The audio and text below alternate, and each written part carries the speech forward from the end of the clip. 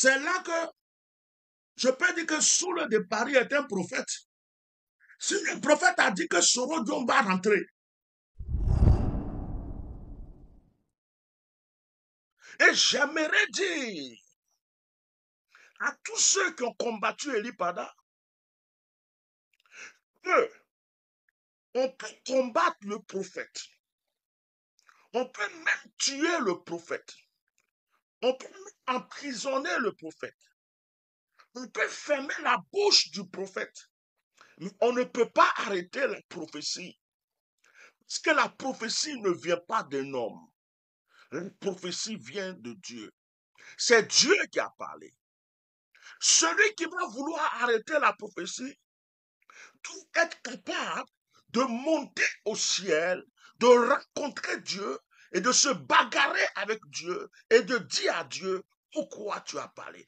Parce que le prophète ne parle pas de sa part. Le prophète prophétise parce que Dieu a parlé. Dieu est Dieu. Il est l'Éternel des armées. Le Dieu tout-puissant. Et lorsque Dieu veut parler, le Seigneur est dans la bouche d'un prophète. Et c'est ce qu'on appelle prophétiser. Donc, lorsque le prophète parle, ça veut dire que Dieu est en train de parler. Donc, la parole que le prophète sort est la parole que Dieu est en train de dire. Et regardez, dans la Bible, il y avait une personne qui s'appelait Balaam, qui devrait aller maudire Israël. Et comme Dieu n'avait personne d'autre pour parler à Balaam, Dieu donc a pris un âne. L'âne, l'animal âne, l'âne a parlé à Balaam. L'âne a dit, Balaam, je te sais depuis longtemps, je ne t'ai jamais trahi. Je ne t'ai jamais fait du mal. Mais si aujourd'hui je t'empêche de partir, c'est parce qu'il y a un ange devant nous et cet ange-là est prêt à nous tuer. Et c'est là que Dieu va ouvrir les yeux à Balaam et que Balaam va voir donc l'ange qui se tenait là, prêt à tuer Balaam. Donc Dieu parle. Lorsque Achab et Jézabel ont poursuivi Élie, ça n'a pas empêché les prophéties d'Élie de s'accomplir. Élie s'est enfui. Il a été nourri par les corbeaux. Il a été nourri par la veuve. Élie même demanda à Dieu, Seigneur, tue-moi. Seigneur, achève-moi, tue-moi. Tue-moi en même temps, et puis c'est fini. Parce que Élie s'est enfui. Parce que Élie s'est enfui, la prophétie ne s'était pas accomplie. La prophétie s'est accomplie. Ce que Élie a déclaré s'est accompli. Son est un prophète. Si c'est un prophète authentique et que ce prophète dit, Dieu m'a dit que tu vas mourir, tu vas mourir. Si ce prophète, Dieu lui a révélé et que Dieu a dit, il aura la guerre, il aura la guerre. Alors, ce qu'on peut faire, c'est de s'approcher du prophète pour lui dire, implore ton Dieu, prie ton Dieu, demande pardon à ton Dieu pour que ce que tu as déclaré ne puisse pas arriver. Mais ce n'est pas en faisant du mal à un prophète, ce n'est pas en emprisonnant un prophète, ce n'est pas en poursuivant un prophète que ça va arrêter l'accomplissement de la prophétie. Alors, j'aimerais dire à tous ceux, tous les pasteurs, parce que l'histoire d'Eli Pada, la base, ce sont les bishops, les archibishops, les pasteurs, les évêques, l'église pourrie de la Côte d'Ivoire. C'est eux qui sont à la base. Eli Pada les dérangeait. Eli Pada les faisait peur. Eli Pada allait enlever le peigne de leur bouche. Eli Pada allait détruire leur sorcellerie, leur envoûtement. Eli Pada allait les dévoiler par ses prédications de vérité. Eli Pada, par ses prophéties, allait certainement vider leurs églises. Et ce sont ces bishops, ces archibishops, ces pasteurs, ces évêques, ces clans de mafiosos spirituels et chrétiens qui sont à la base avec certaines autorités du pays, c'est qui en voulaient à la vie d'Eli Pada. Je vais dire à ces personnes-là, quand Eli Pada avait prophétisé qu'il allait avoir par exemple un coup d'État au Gabon, Est-ce que parce que des gens l'ont insulté, ça ne s'est pas accompli? Est-ce que lorsqu'on a prophétisé d'avance pour dire de faire attention à Henri qu'on a bédié, que les gens vont l'empoisonner, est-ce que ça empêchait parce que les gens n'ont pas pris au sérieux? Est-ce que lorsqu'on a dit, dites à Watao de chercher à prier parce qu'on va l'empoisonner et que des gens ont insulté, est-ce que ça ne s'est pas accompli? Lorsqu'on a révélé, Koulibaly est fatigué, il est malade, il risque de mourir. Faites attention à cet homme et que personne n'a pris au sérieux. Est-ce que ça ne s'est pas accompli? Lorsque on est venu dire à Bob Lee, à cet homme, tu es malade, je t'ai vu ainsi, voici, voici, voici, et que cet homme n'a pas pris au sérieux, est-ce que la prophétie, malgré que les gens ont insulté, est-ce que ce n'est pas accompli? Lorsqu'on a dit à Kaeko, c'est fini, là où tu es arrivé, en tout cas, Dieu a montré que c'est fini. Et que personne ne s'est repenti. Et que les gens ont préféré insulter. Est-ce que cela n'est pas arrivé? Donc, si le prophète a dit qu'un roi va tomber, il tombe. Si le prophète a dit qu'il y aura des troubles dans un pays, il y aura des troubles. La seule chose à faire, prie ton Dieu qu'il ait pitié de nous. Prie ton Dieu que la prophétie ne s'accomplisse pas. Lorsqu'une prophétie sort et que la prophétie fait peur à des gens et que la prophétie fait trembler des gens, bien aimés,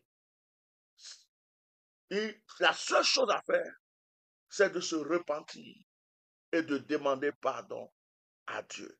Mais ce n'est pas de condamner le prophète. Donc, je vais dire à ceux qui ont voulu du mal à Eli Pada, ceux qui ont créé ce problème, que vous ne pouvez pas arrêter la prophétie.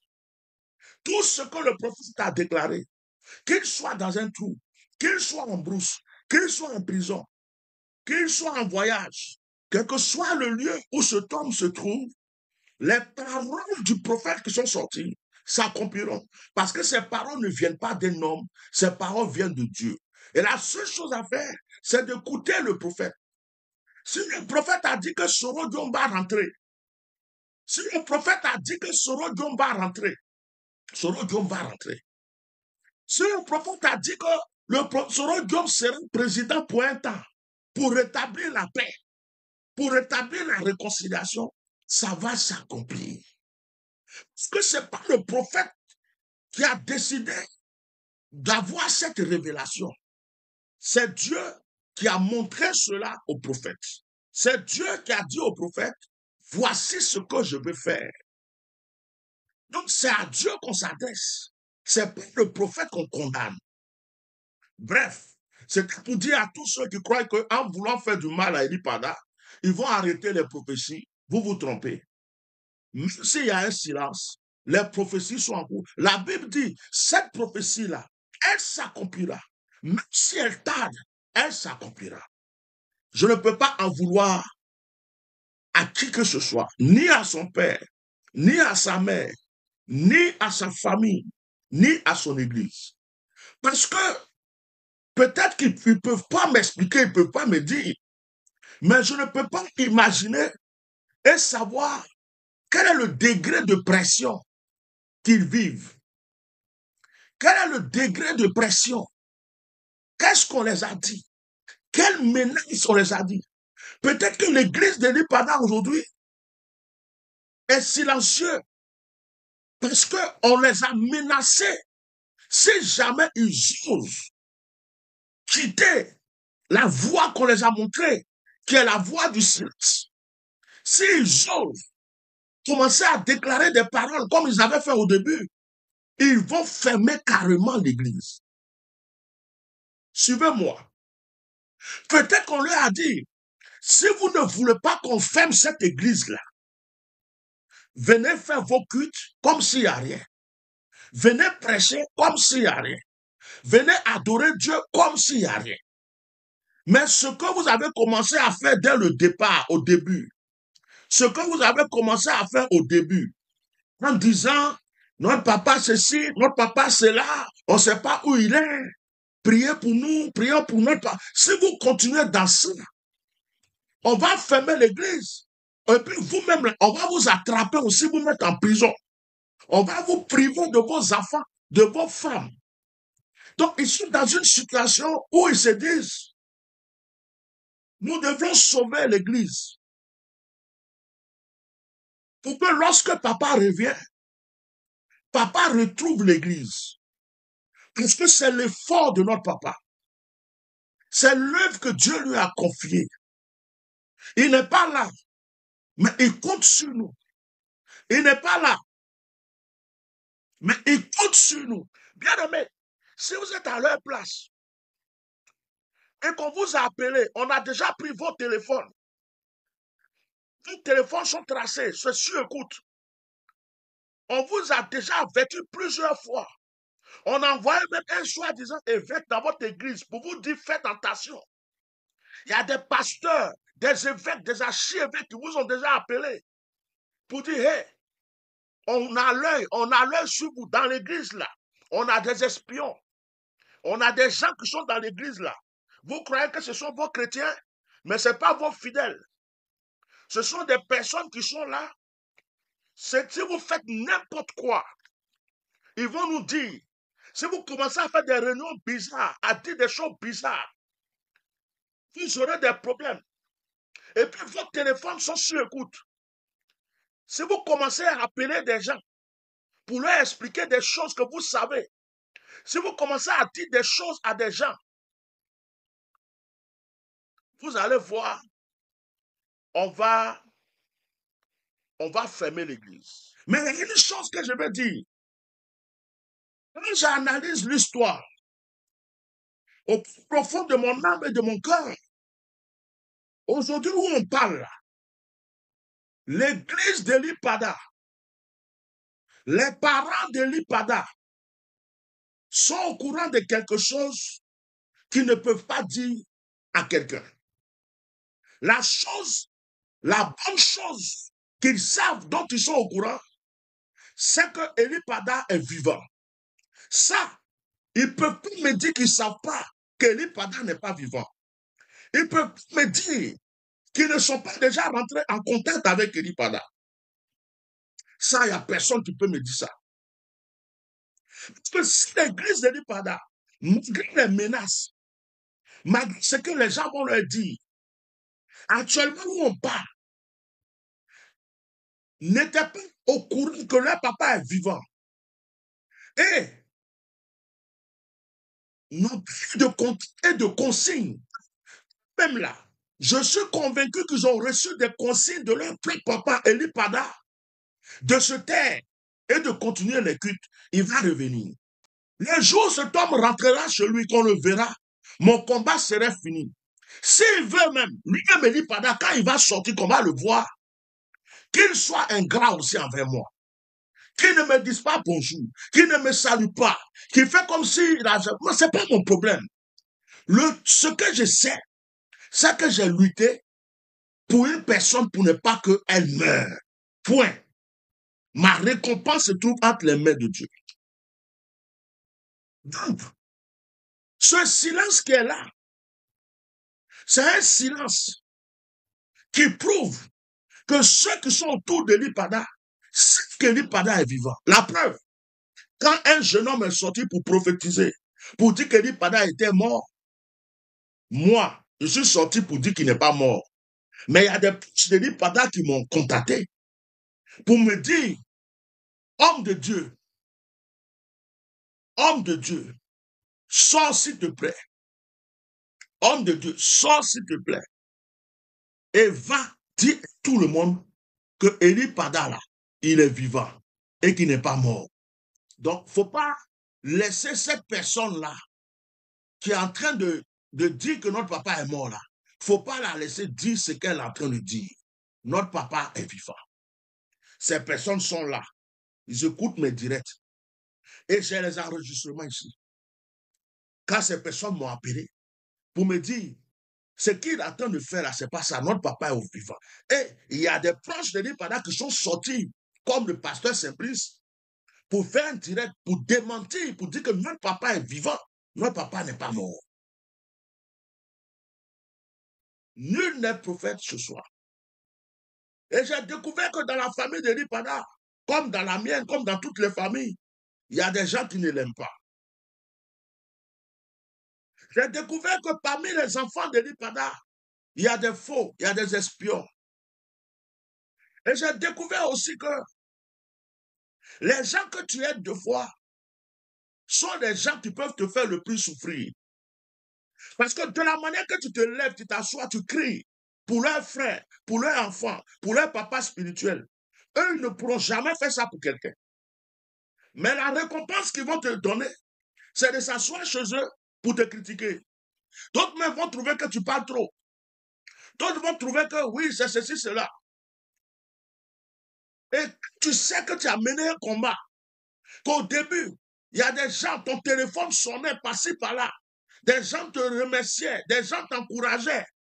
Des gens même te disaient des choses pour confirmer ce que tu disais dans le secret. Et puis maintenant, peut-être parce qu'ils ont entendu la voix, moi j'ai l'enregistrement d'une personne proche de l'Ipada qui a dit de sa bouche qu'on l'appelait, que lui, il a déjà parlé avec l'Ipada. Je n'ai jamais fait sortir ça en public. Et que ces personnes restent dans leur silence. Pourtant, ils t'ont envoyé des messages, ça y est, sur ton téléphone. Pourtant, ces personnes t'ont parlé au moment où c'était chaud. Mais c'est comme si, à un certain moment, tu es devenu trop lourd pour eux, trop truc. Bon, quand les gens viennent me demander, où en est-il de l'histoire de l'Ipada? J'ai envie de répondre à toutes ces personnes-là. Vous n'avez pas vu celui qui dit que son père spirituel avec sa secrétaire vous dit en public qu'on ne parle plus, qu'on se taise, qu'il est vivant, que tout va bien. Mais allez-y poser la question à son papa. Allez-y poser la question à sa maman. Allez-y poser la question à son église. Allez-y poser la question aux membres de sa famille. Nous qui avons crié, nous l'avons fait parce que nous aimons Dieu et nous l'aimons. Mais ce qui se passe là-bas, là, est-ce que nous savons? C'est eux. Ça ne les intéresse plus. C'est eux, ils se taisent. C'est eux, ils n'ont plus rien à dire. Mais est-ce qu'on va forcer la chose? C'est là que je peux dire que Soule de Paris est un prophète. Parce que dès le début, Soule de Paris a dit, moi, une affaire qui commence comme ça, on parle. Et puis ceux qui sont même des trucs proches de lui sortent pour aller attaquer ceux qui les défendent, pour démentir ce que ceux qui les défendent disent. Moi, Soule de Paris, j'enlève ma main dedans.